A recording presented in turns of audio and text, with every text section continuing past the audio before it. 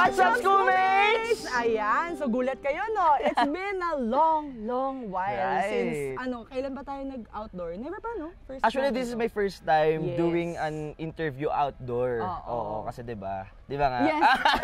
Dahil kasi sheltered kids sa studio. Bago na naman ang scenery. Yes. From our usual couch at lights, no? Ngayon, natural lighting tayo ngayon. And because we are here in Baguio! The vibe is different kasi nasa outdoor tayo and nasa Baguio tayo. And you know what, Trish? This is my first ever travel sa Baguio na ako na mag-isa. Na ako na mag-isa kasi usually pupunta ako dito may kasama eh. Tapos pagbaba ako na lang mag-isa.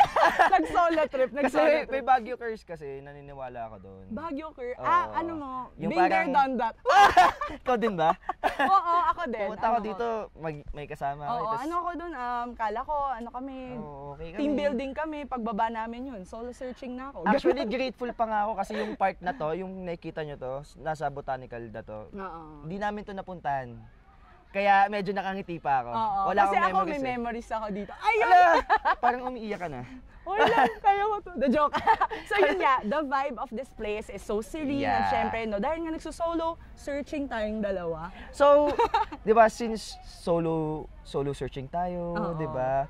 Naghanap tayo ng kasama. Good thing is, may mga kasama tayo dito. Yes, and that is with collaboration with PTV Cordillera. Kasama natin yung mga schoolmates natin sa Norte. So malalaman nyo kung sino-sino ang guest namin mamaya because they will be with us to kick off our 10th year anniversary. Happy anniversary, schoolmates! Happy anniversary!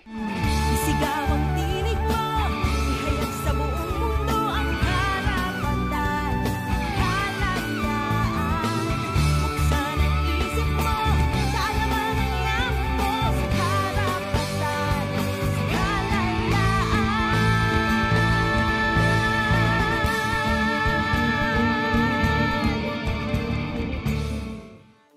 So, right now, dahil nandito tayo sa Baguio ngayon, marami tayong pag-uusapan but out of all those topics, ang pinaka-curious tayo is about culture, arts, yes. At syempre, what better way to know about it than talk with the locals at pag-usapan how their society is really like. And also, syempre, kailangan din natin silang i-introduce. Yes. At sino-sino nga ba ang mga kasama namin? Dami naming intro, no? So malalaman nyo na kung sino sila. And here are our guests. Si Jodel! Si Raya! And si Miss Grazel! Here we say Argo! Yan. Diba? Kala mo yung entrance nila pang hello, housemate. Joke lang. Ayan. So guys, kamusta naman ang inyong first ever collaboration ba natin with us? Yan. So, anong feeling na kayo naman ang guest ngayon? Sanay na sanay kayo na hosts, di ba? Ayan. So, Jodel, ikaw, alam ko, parang reporter, nag-reporter ka. Can you share with us saan ka lumaki? Kung may mga tribes ka ba na you are a part of here? And of course, what are your current endeavors ngayon sa PTV? Ayan, so hello po. Ako po ay lumaki dito sa Ukab Itogon, dito sa Benguet din. And then, actually, half Muslim ako. Wow. Yung mother side, yung sa mother ko, siya yung pure Muslim. Pero yung father ko, sa Ibaloy. Pero dito ako lumaki sa Cordillera. So, lumaki ako sa kultura ng Cordillera. And then, ngayon, nagtatrabaho ako as a news reporter ngayon dito sa PTV Cordillera. For how long na? Actually, kakapasok ko pa lang. Fresh na siya. Fresh face. So, mixed cultures, no? So, meron ka bang sample of which na, parang favorite cultural practice mo here? Yes, actually. Yung dito talaga sa amin, number one talaga dyan yung inayan. Kumbaga, yung inayan kasi natin, ito is principle ng respect. Dito sa buong Cordillera, no matter what, yung hindi ka dapat gagawa ng masama sa kapwa mo. So yun yung principle namin ng mga Cordilleran dito, na meron yung respect natin pagtutulungan sa bawat isa. Is there a similarity ba sa paniniwala ng mga Muslim and Cordillerans? Ayan, actually, yung sa Muslim din lang, very diverse kami. Yung dun nga sa amin sa bahay, kaya Tagalog kami doon kasi nanay namin hindi rin makapag-Ilocano. Pero alam ko rin mag-Ilocano dun sa amin. Pero pagka yung nanay ko kasi OFW na sa bahay siya. Ay, nasa OFW siya, pero nasa bahay siya. Gusto ko yung OFW sa bahay siya. Ayun siya. Pero pag meron yung nanay ko, talagang balance pa din yung culture namin sa bahay. Kumbaga, di ba sa Muslim, alam natin na bawal kumain ng baboy. Ganon. Sa Cordillera, okay lang siya kasi yung culture natin. Kakaiba yun, ah. Oy, first time ko yun malaman, Pag meron yung nanay namin, talagang respect sa culture ng mother side. Hindi talaga kami kumakain ng baboy. Pero yung nanay ko, very acceptable naman sila na alam naman nila na kumakain pa din kami ng baboy. Pero pag nandun talaga sila, talagang respect. O yan, first buzzword natin, inayan. Tama ba? Yes. Inayan. So, punta naman tayo kay Raya. Raya, na maganda ang kanyang fit checks, giving Ang strawberry ganda nga feels. ng chromatic Ganon. blues. Grabe. Talagang Baguio feels. Yes, I love the fit Ayan. check. So, Raya, can you tell us something about kung saan ka lumaki? And of course, right now, PTV schoolmates din ka, no? From sa Norte. So, can you tell us something about that? Yun, high school mates, ako si Raya. I'm the previous PTV host. Actually, kami yung first batch talaga ng schoolmates sa Norte, which is great. Kasi we had yung tawag dito, satellite sa amin sa PTV Cordillera. At the same time, I was born in Baguio City, but I grew up, siguro mga 6 years sa Tarlac. But we went back to Baguio, which ngayon, I'm here and I've been with the culture, ayan, and alam ko na rin kung paano ang Baguio City since this is where I stayed. So, kakaiba ba yung parang culture and practices in Tarlac? Kasi medyo nasa mas, na yun, palapit na yun to the Manila areas and right now, nandito ka sa Baguio. Nagkaroon ka ba ng shift in terms of parang mindset coming from Tarlac to here? Yes, actually, because here in Baguio City, talagang meron tayong culture preservation. Talagang nakikita natin who are the locals sa Baguio City. Compared with sa Tarlac, Kapampangan sila, but I do not really notice kung ano ba talaga ang meron sila sa culture, tradition sila. But in Baguio City, it's really evident sa lahat ng celebrations.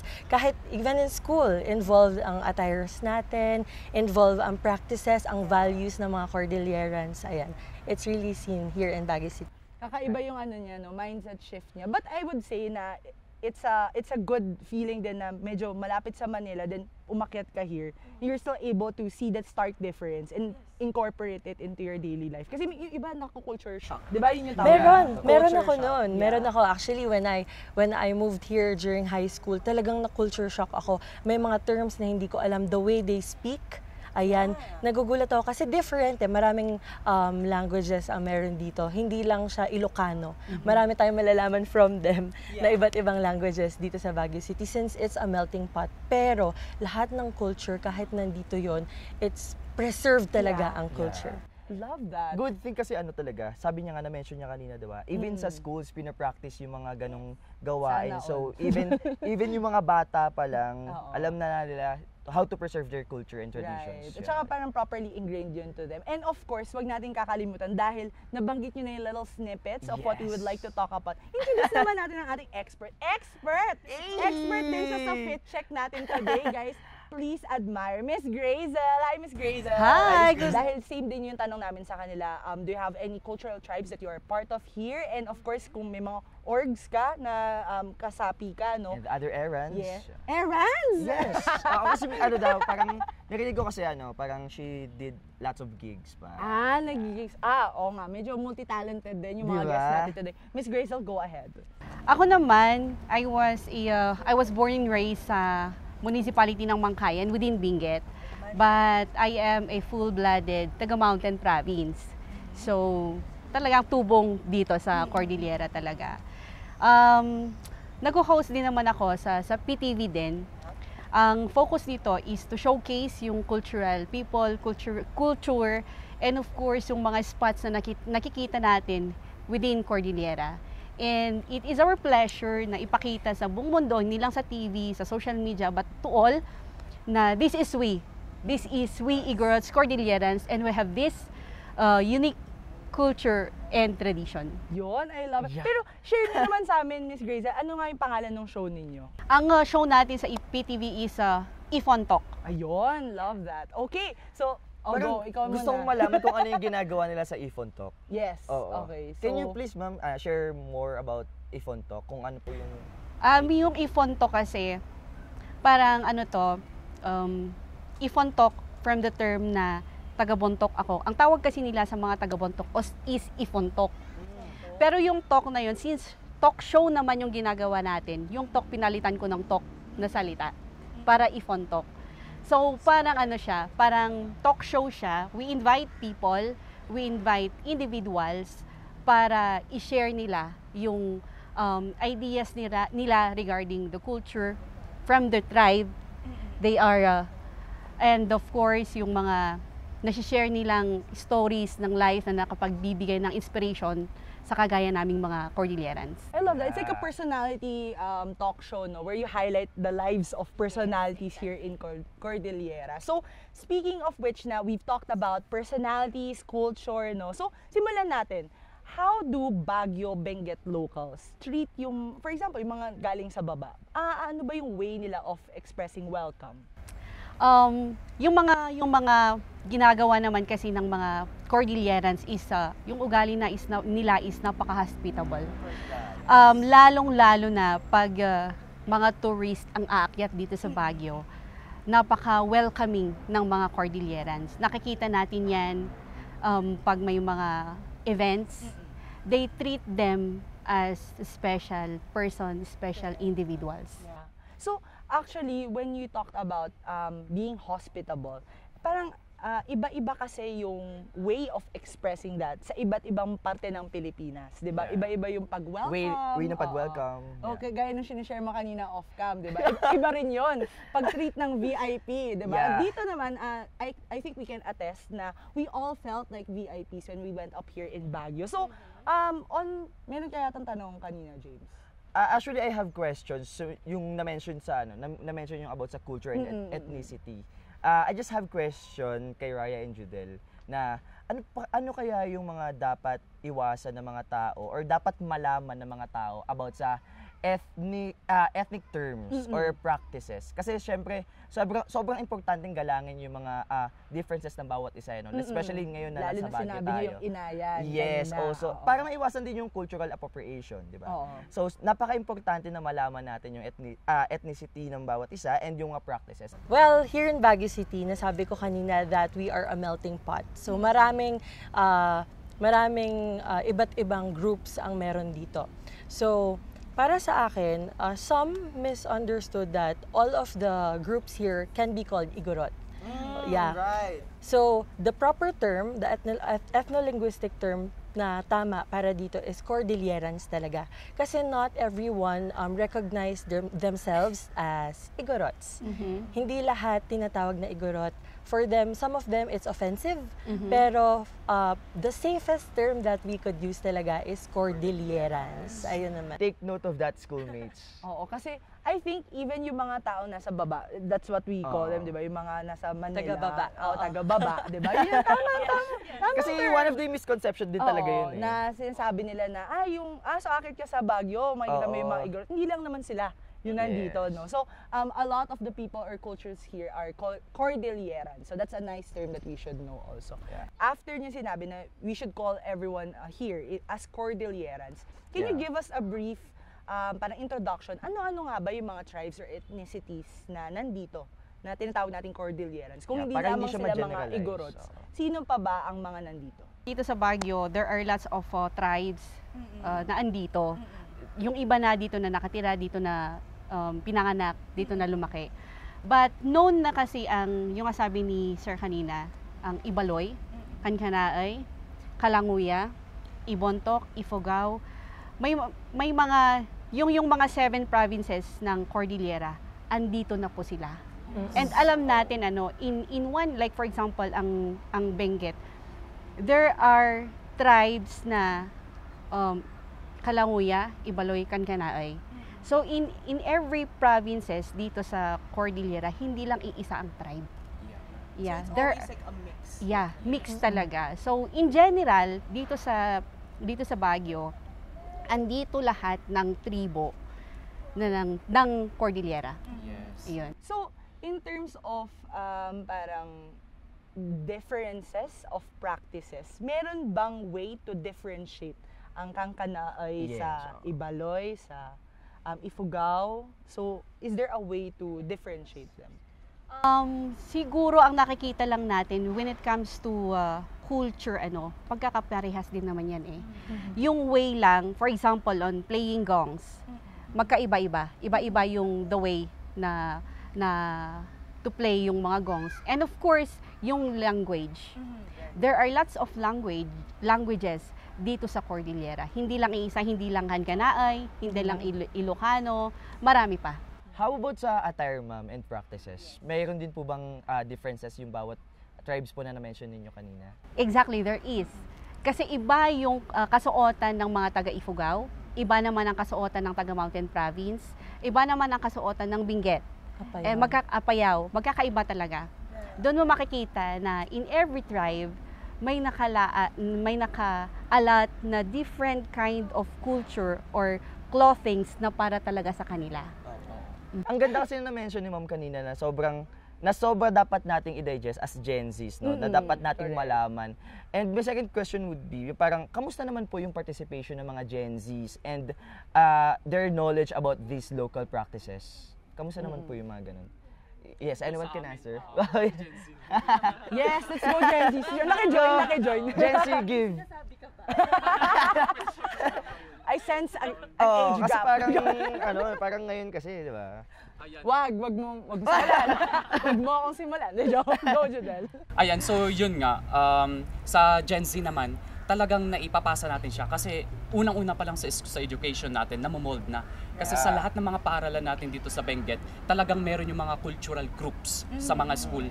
And then, akalain natin mga 3 years old, mga 5 years old, nagpe-play na ng gang, sumasayaw na ng cultural dance. So doon pa lang namomold na. And at the same time, sa upbringing nila sa family nila, talagang nandun na rin na ituturo na rin sa kanila yung kultura talaga ng Cordilleran.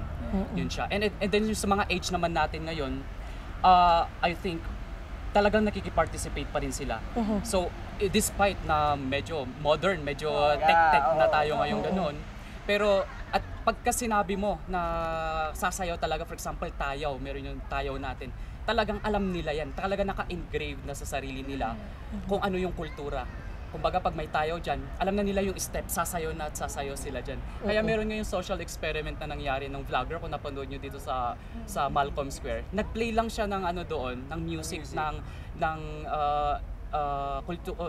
cultural music. Talagang meron na. Diverse na, biglang sasayaw na, marami nang sumasayaw dyan.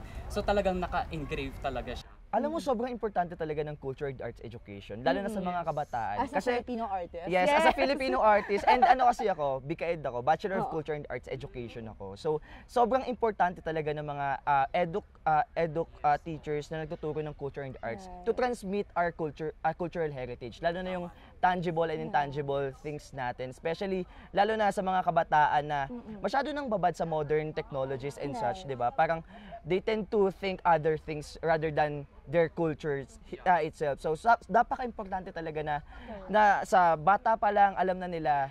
And yung part kasi ng culture and arts education is to transmit one culture to another generation. So napaka-importante na bawat culture is natuturo and also nanonote kasi sa culture and arts education, 'di ba? Even the music, the dance is very well notated. So, 'di ba? Well, technically sa ibang tribes naman yung mga music nila is hindi naman siya nanonotate kasi they use instruments na 'di ba? Na it's so difficult to notate. And sa mga dances naman, by the help of culture education, nanonotate din yung way nila ng pagdance. That's why natuturo din sa mga estudyante. So, napaka-importante ng mga bagay na ganito na dapat pagpatuloy nating binibigay sa mga estudyante, not just here in Baguio, but also to different provinces na let us preserve our traditions and culture para mas mabuhay pa and hindi mamatay. Yung inaaral nila, hindi lang yung sa sarili nilang cultural or ethnicity. Kumbaga, for example, Ibaloy ako. Hindi lang yung Ibaloy yung inaaral ko na kultura, kundi diverse. Lahat talaga ng kultura dito sa Cordillera inaaral. Kaya yung sa mga elementary din natin, I commend DepEd. Kasi pinasok nila yung mother tongue. Yes. Actually, pinasok nila yung mother tongue mula grade 1 to grade 2 ata. Nung mga kakanaay. Grade 3 ng Ibaloy, yung mother tongue. Yun yung kagandahan niya. And actually, hindi ko nabanggit kanina, I am part of the Sangguniang Kabataan here in Baguio. Yes. Actually, a graduate leader. A graduate leader. Love that. Yes. Ayun, with the participation ng ating youth, we have, our youth utilizes their leadership sa pagtulong in terms of cultural preservation and participation. Meron tayong mga youth na advocate talaga ng culture and the arts. So, nakikipag-participate sila. Like, for example, recently we had our Ibaloy Festival. And most of the SKs went there and participated. And syempre, the knowledge of the youth is very helpful din. So, they helped ang ating mga old na leaders and the youth together in collaboration to make that Ibaloy Festival happen. They utilize social media, pero they have these terms na specific talaga para malaman ng mga tao. So kumbaga, the youth here are utilizing the social media to inform ang ating mga tao kung ano nga ba ang meron, ang culture ng Baguio City, hindi lang ang Baguio City, kundi ang iba't ibang provinces ng Cordillera for information dissemination sa ating mga tao. Yeah. Siguro, bago muna ako magtanong kay Miss Grazel, no, I think it's good to note na maganda na maaga tinuturo agad ito. Kasi, if I would say, based on observation din, syempre taga-baba ako. Like, wala naman akong province, wala rin akong tribe. Na-realize ko na parang nagiging fun fact siya most of the time to the education of the youth. Parang pinapaaral lang siya for the sake of i-memorize mo siya. Honestly, I am ashamed to be in presence of a lot of my, syempre mga kababayan ko kayo na, gabi, feeling ko turista ako sa sarili kong bayan kasi hindi ko alam itong mga ganitong terms at syempre yung mga kasuotan na parang to others, they would think it's cultural appropriation for me to wear these kinds of clothing when I did not earn the knowledge for me to be able to live. Kung ano yung sinisignify ng mga kasuotan nila.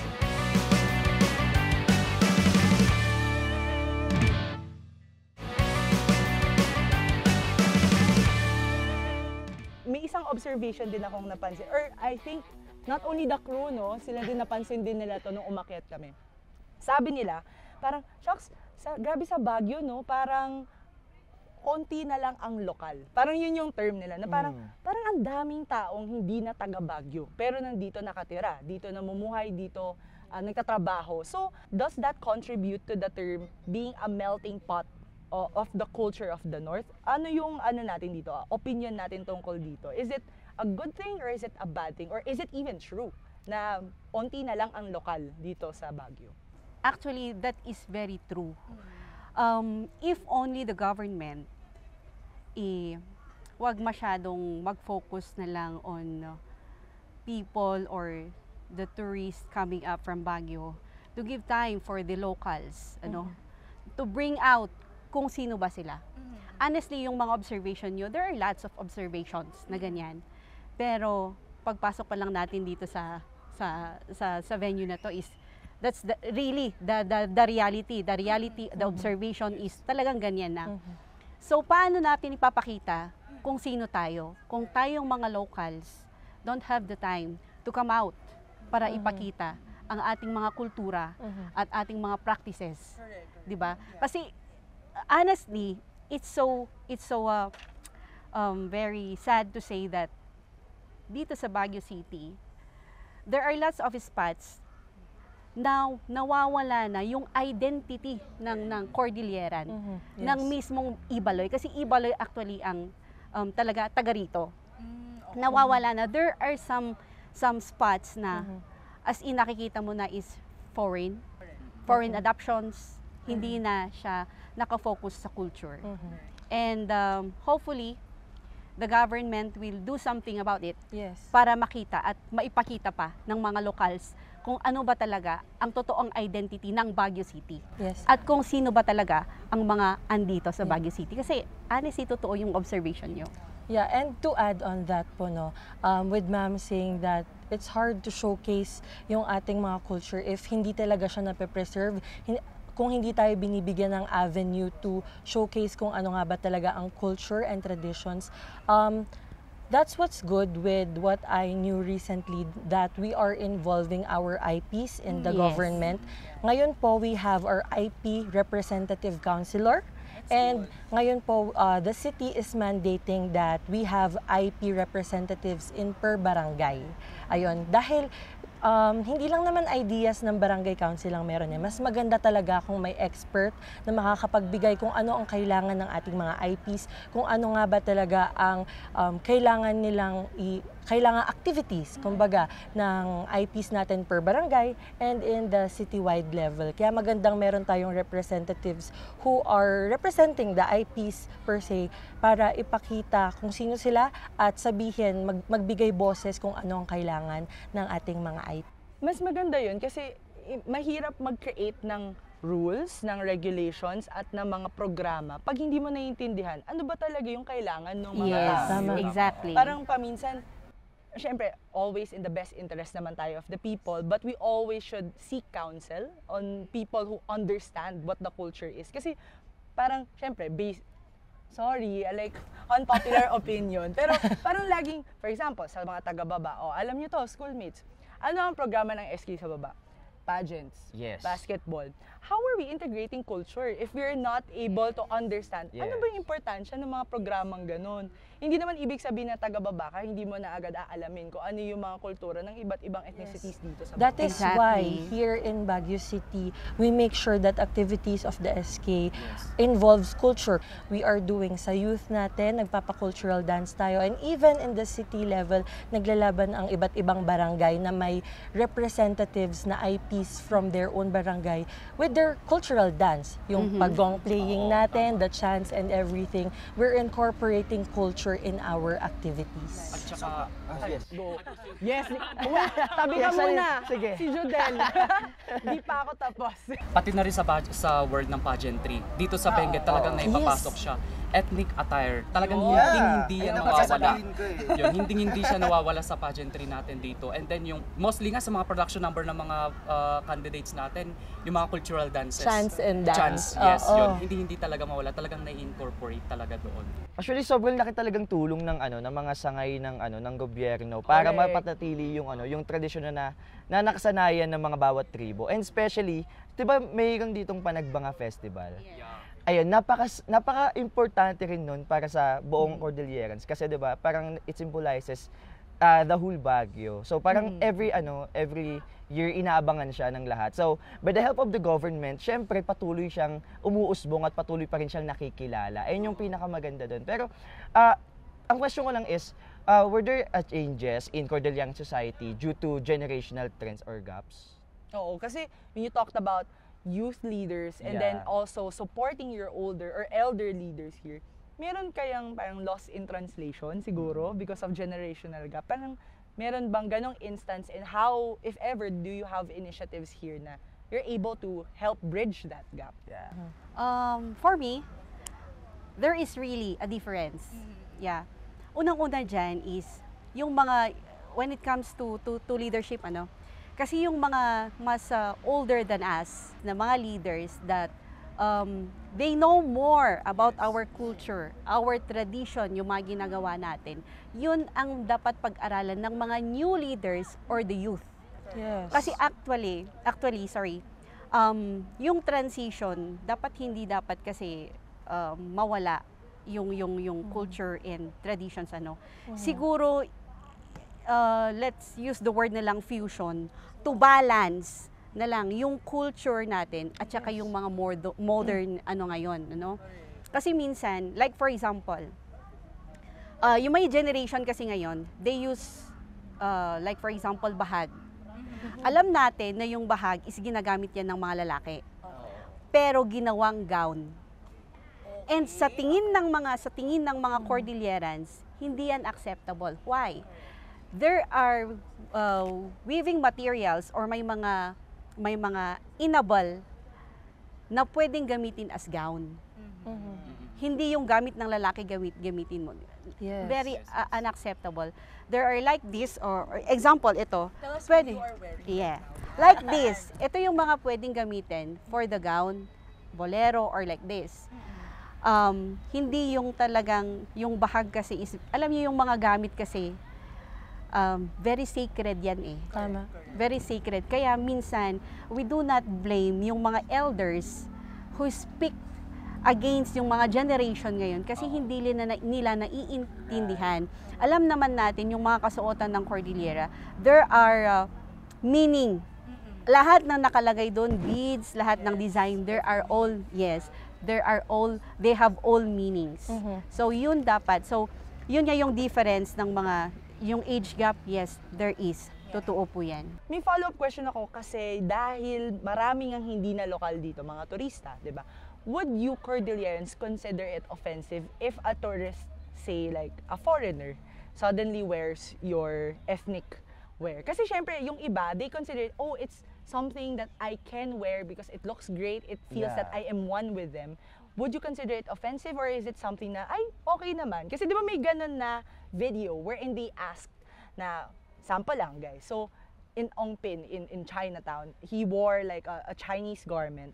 And then they interviewed like actual Chinese people. They didn't find it offensive. They found it was actually cool that you wore our traditional clothing. But for you Cordillerans, do you feel na that's offensive or is it something you can freely like, okay, sige, go? Siyempre dahil I grew up here during my high school days talaga, from there, na-witness ko kung paano talaga sinusuot ito. And kapag sinusuot ito ng mga kahit locals and even the tourists, it's never offensive. It's actually a compliment as long as we wear it appropriately. Exactly. There are proper folds, there are proper accessories that we should wear. One thing that we should remember is we can never mix ang attires ng per tribe. Hindi, it's a no-no talaga. So, we should wear, dapat kompleto lahat yan. At kailangan appropriately siya kung paano mo nilagay, kung paano mo siya finold ang tapis. May meaning ang mga yan. Yes. Ayun. So yun din yung sinasabi natin, it's not a costume, it's an attire. Attire. Yes, yes. It's not a costume, it's an attire.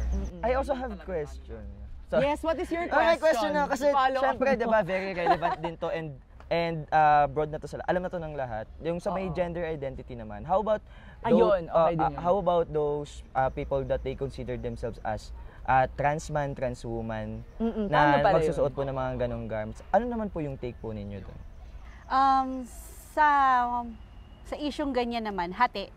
Yes, Kasi tama. alam naman natin ngayon kilala na yung mga transgender or Pagiging ano, open. yes.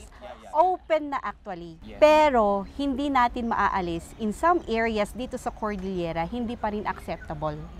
Yes. Kasi nga, alam niyo yung mga Cordillerans, yung mga lalo na sa mga may liblib na lugar, Yes. hindi pa open sa kanila yung mga ganun. Parang it's a Is it a taboo or is it something that they avoid the topic talaga altogether? parang it's hindi siya acceptable sa family. Yeah, that's why if you're a man, you should act like a man. Pero pag dito naman siguro sa nearby sa cities, siguro may It's open. open na siya. Pero sabi ko nga kanina, Not for not all tribes in the Cordillera accept the that kind of ano. And we respect that. Oo. Diba? Kasi Again, paniniwala inayan. nila yun eh. Favorite Oo. word ko yun. Kasi, in a sense, you're able to maintain the integrity of the beliefs, Yeah. diba? Na parang, yes, we are open kasi, of course, we have to go through with the modernization din naman. Yeah. Para to keep up with the times and to ensure na nag-live through pa rin yung culture. But, at the same time, tayong nagpa-practice nun, kailangan respeto Alam pa din, natin, respeto oo. pa din. So, let's talk about, since we've gone through being a melting pot, also your generational gaps, may external influence ba ang society as to how your culture progresses? For example, we've talked about modernization. Do you feel like there is a resistance in using social media to propagate your practices? Kasi if we go through the history and traditional practices, what's the right way to notate? It's in writing. It's in the traditional Yeah. forms of documentation. Ano yung perspective naman ng Cordillerans when it comes to modernization or external factors in your society na nakaka-affect how your culture progresses? Ang mga Cordillerans, this is not offensive. Some of them are shy type talaga sila. Ayaw nila ng interview as much as possible. Nahihiya sila sa harap ng camera. So, in terms of information dissemination, right now, mas open ang ating youth talaga. In terms of information dissemination sa ating mga, sa mga tao ngayon, because our the older ones are really shy. I noticed this when I tried to do an interview in La Trinidad. Most of them reject it, pero kapag dating dito sa Baguio City, they're very acceptable. Okay lang, pwede nilang, because they're more open here. Sabi nga ni Ma'am kanina, here in Baguio City, in the city part, Yes. mas open sila. Kaya naapektuhan in terms of pag-progress ng cultural, pagpasa ng kapag kami, we will use social media talaga to inform the people. Yes. Kaya that's why we interview. Ang mahirap lang talaga is to tell them or to let them help us in our advocacies na i-inform po natin ang ating mga tao. Kasi ang hirap na with the camera Mas gusto nila behind the scenes talaga sila. Kung magkakaroon man ng interview, as much as possible, ayaw nila na nakaharap sila sa camera. Okay lang kung one-on-one kayo. Recording, voice recording. Oo, voice recording. Pero mas maganda kasi, ngayon it's better that we have visuals talaga. Coming from the people itself, for them to let them know, let the people know kung ano nga ba talaga ang meron sa culture and traditions. Kaya ngayon, we utilize the youth. The youth is more open with that. And at least we have youth leaders who are advocate of culture preservation to inform the people more. Ngayon, mas open na siya sa era na to.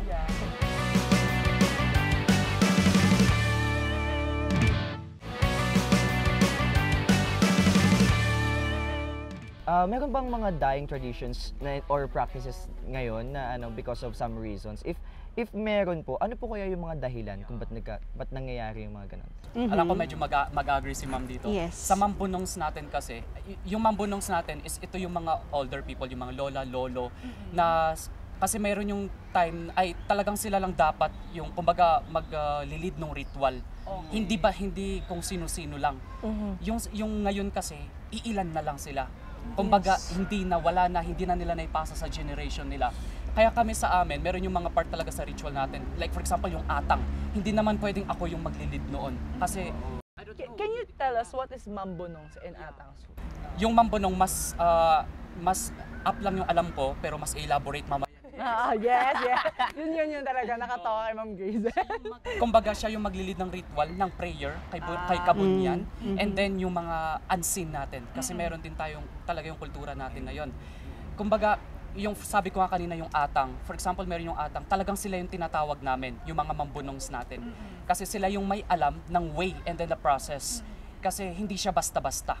Kumbaga, talagang sacred, ganun yung term doon. Kumbaga sacred yung Mambunongs natin. Hindi na naipapasa sa mga generation natin. Ang hirap na maghanap ng mga Mambunongs natin, iilan na lang sila, kumbaga dito sa province ng Cordillera.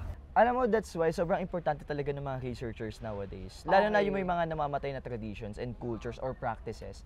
Sobrang importante ng mga researchers kasi they're the one who parang dapat importante kasi na kailangan ma-document yung mga ganong bagay, di ba? Like kailangan very well documented siya, lalo pat hindi pa siya naipapasa sa mga one generation to another, no? So dapat sana if may mga researchers man dyan, please take an initiative.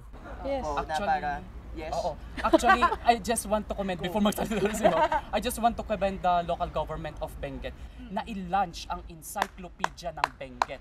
Indigenous Culture of Cordillera. Together with the researchers of Benguet State University, together with the DepEd and CHED, pinagtulong-tulungan nila yan na kinulate and then buti na lang na i-launch na natin, ibigay na sa mga munisipyo at saka hopefully sa mga schools natin maibigay na And din yung libro na libraries. yun. Yeah, sa Yes. library natin. Yes. Libraries Meron na itself. siya. And ma'am, Kakaiba din yung factor ng meron ka talagang hardbound and digital Oo. copies, no? Kasi paminsan, let's not, syempre sa weather din ng Cordillera, it's harder to preserve mas materials, di ba?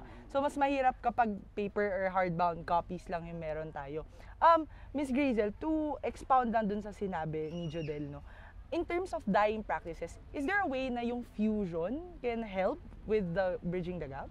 Exactly, there is. Kasi sa panahon ngayon, yung sabi nga kanina ni Sir Judel, no, regarding sa mambunong, before kasi, kung ano ang sasabihin ng mambunong, if ang sabi niya is kailangan ng 25 na baboy, ngayong generation, ngayong panahon na parang inaano nila they lessen the numbers of pig na i-offer, mga ganong bagay. Kasi yung mga ibang mambunong or yung mga elders, let's say yung mga elders, tinitignan na nila yung capacity or ability ng pamilya if they can give that 25 pigs.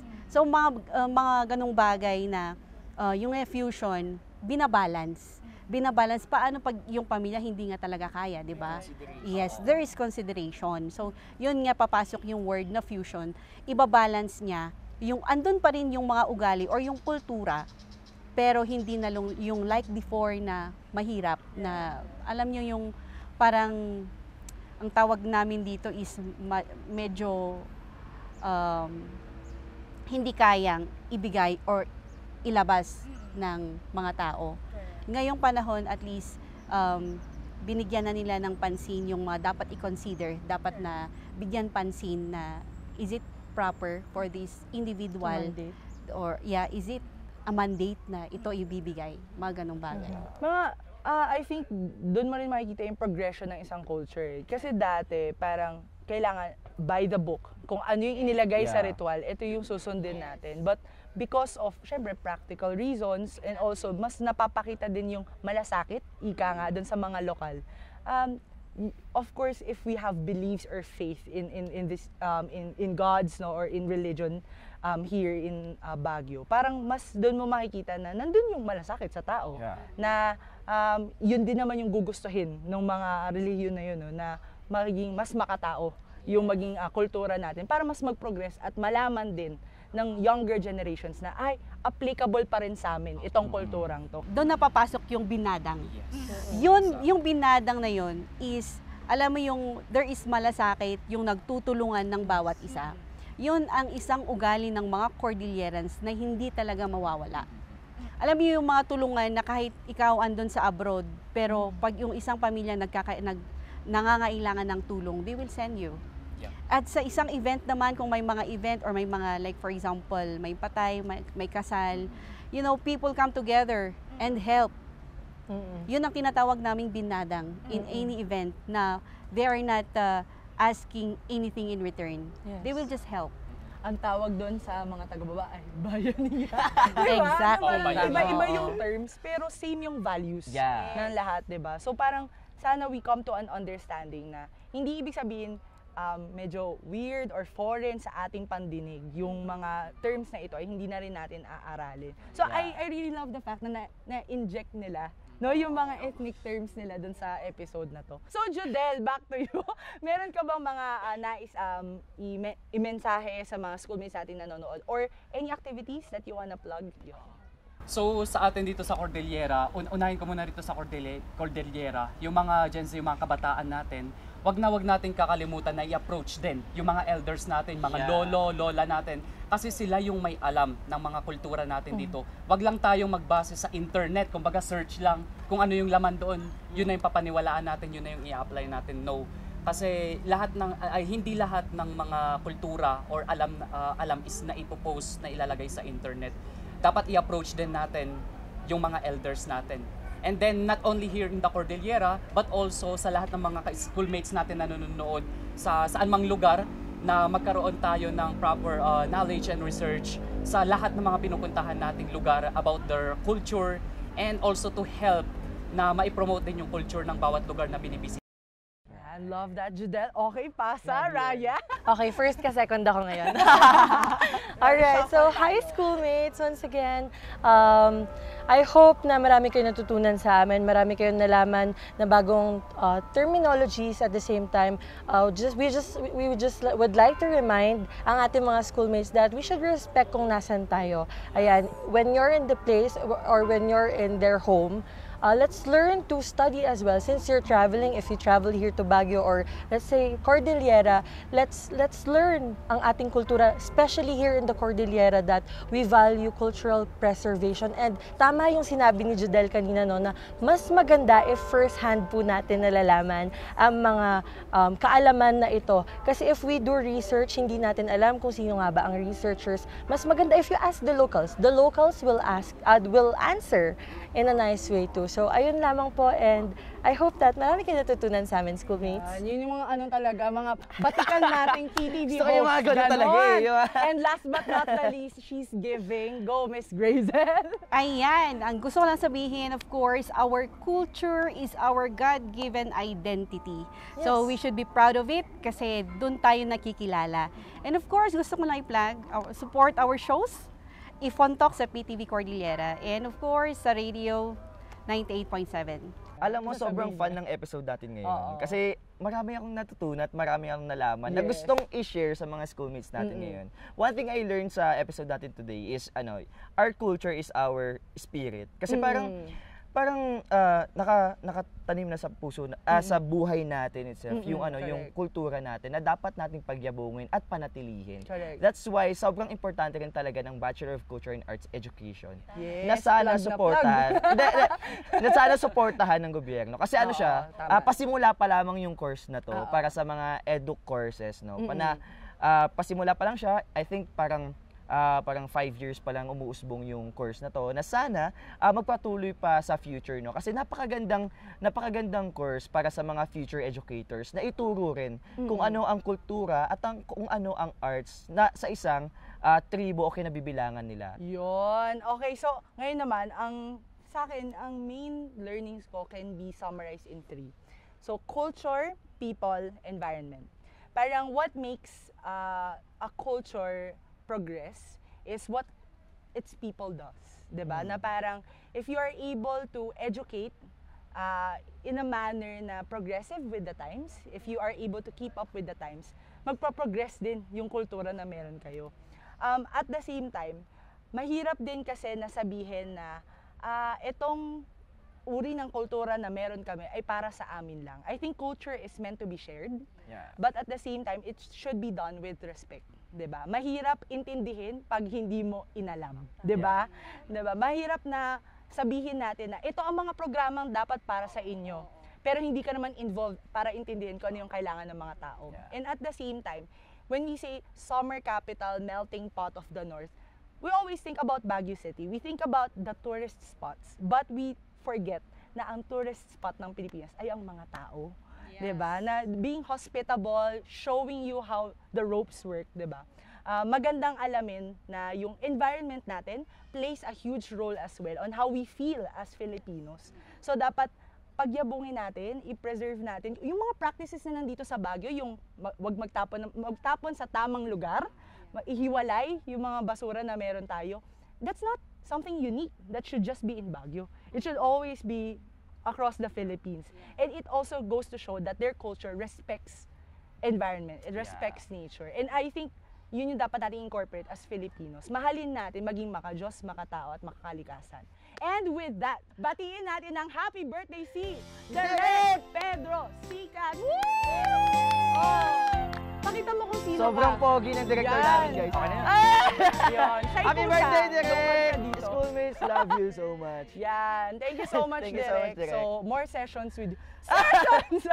Ayun na. So, babalik na kami with that Sabaw sa Pinsabaw issue. May boses tayong mga kabataan. Sumali, makinig at makisa dahil ang bawat opinyon ninyo ay mahalaga. Kaya naman, sabay-sabay nating isigaw sa buong mundo, Schoolmates, may pakialam ka!